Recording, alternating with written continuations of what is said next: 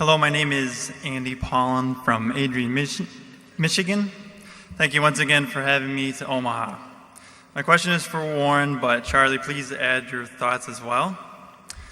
Warren, I've heard you say many times that you don't understand technology and that you rely on Bill for that, and that's fine. And I see from this year's movie that you're learning, so that's good. Slowly. I'm also curious to hear what you've learned so far about the other information technology companies such as... Charlie and I have circles of competence that extend to evaluating a number of types of businesses, and there are a whole lot of businesses that we won't be able to evaluate. Some of them I think very few people can evaluate. I mean, you get outside of, you just get into businesses where the future is so likely to be different than the present that maybe there's a few people who have great insights on it, but we sure don't.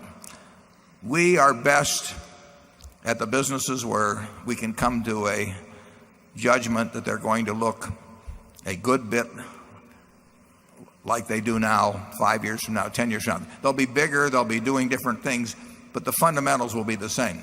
This car will be a bigger company 5 years from now, maybe a much bigger company, and we may get a chance to do interesting acquisitions. But what you saw there, the fundamentals won't change. The way the people think won't change. I can name a number of businesses that are bound to change dramatically. I mean, when you think of how much the telecom business, for example, has changed over the last 15 or 20 years, it's startling. Even with hindsight, it's a little hard to figure out, who was going to make all the money and so on. There's just games that are too tough. Charlie says, we've got 3 boxes at the company: in, out, and too hard. And a lot of things end up in the too hard pile, and it doesn't bother us. We don't have to be able to do everything well. If you go to the Olympics, if you can run the 100-meter well, you don't have to throw the shot put.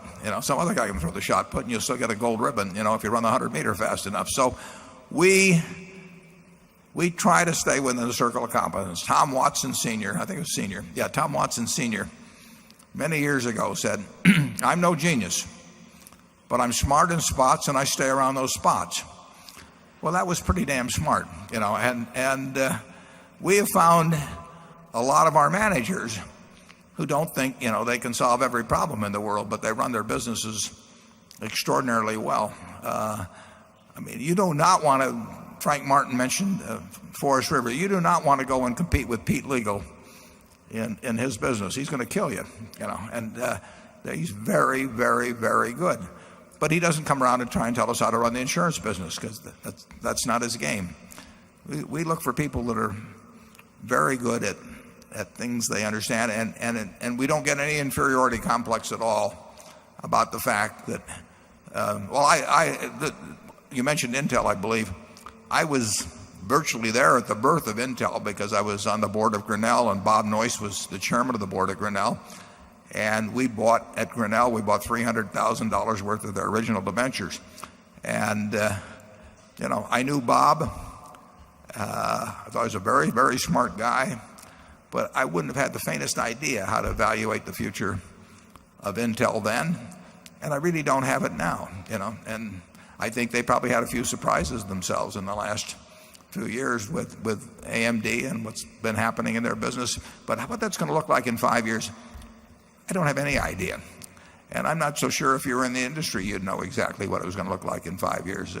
Some businesses just are very, very hard to predict. Charlie? Yeah, one of the foreign correspondents last year, after looking at us carefully, said in effect, you guys don't seem smart enough to do so much better than other people as you're doing. Was he looking at me or you, Charlie? Both. Have you got an explanation? And we said, we know the edge of our competency better than most people do. It's a very useful thing to know the edge of your competency. And I always say, it's not a competency if you don't know the edge of it. I'll have to think about that a little bit. Bill will explain it to me later. Area 7, please.